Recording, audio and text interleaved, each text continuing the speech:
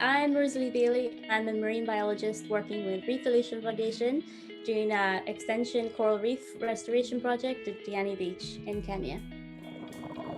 I graduated from university in 2020, the start of the pandemic, and I knew that I wanted to get involved with coral reef restoration.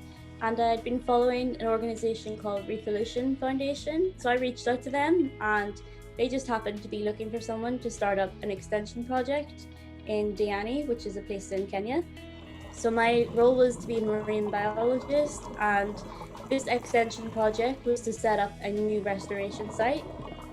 Coral reefs around the globe are facing troubles, and particularly in Kenya at the minute as well. So in 1998, there was a mass bleaching event on East Africa, which particularly hit the Kenya reefs hard.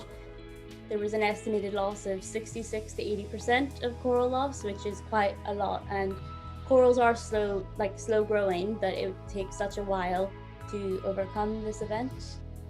So coral bleaching happens when there's a lot of stress, and in this case it was due to an increase in sea temperature. So this heat in the water causes the corals to kind of get sick and panic, and they expel the little tiny algae that live inside. So these little tiny algae, they provide the coral with 90% of their energies, and then in return the coral give these algae a place to live. So it's like a symbiotic relationship, so they help each other out. So when this increase in sea temperature comes, they expel these algae just like out of a panic response. So they appear bleached or white, and this is just essentially their skeleton that's been left. So then if they cannot get these algae back in time, then they will essentially die. So coral reefs are directly and indirectly really important.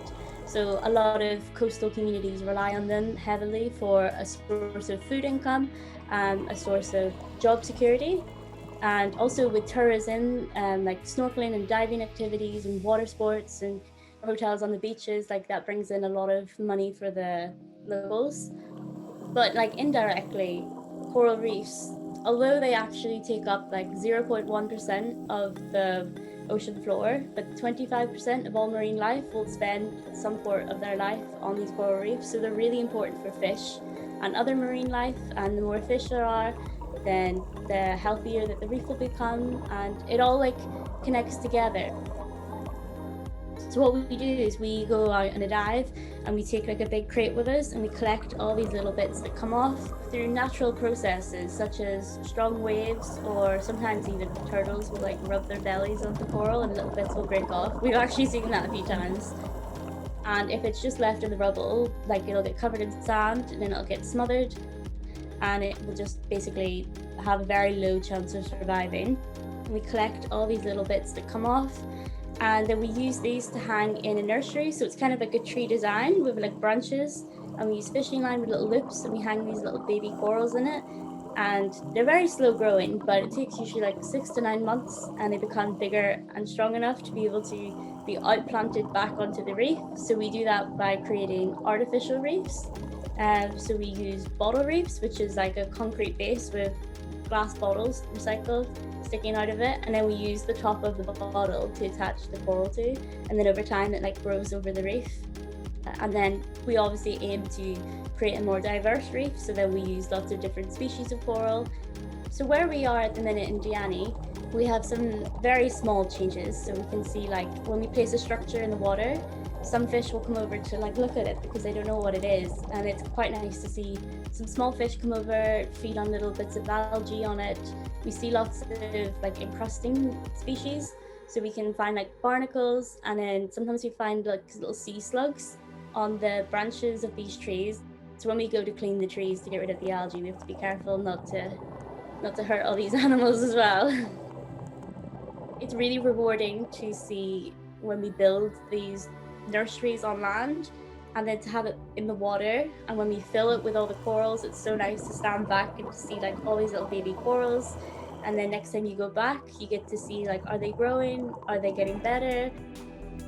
Another reason why coral reefs are really important is because corals provide a 3D structure on the seabed. So actually corals can protect against strong wave damage as they break down the wave energy as it hits the reef.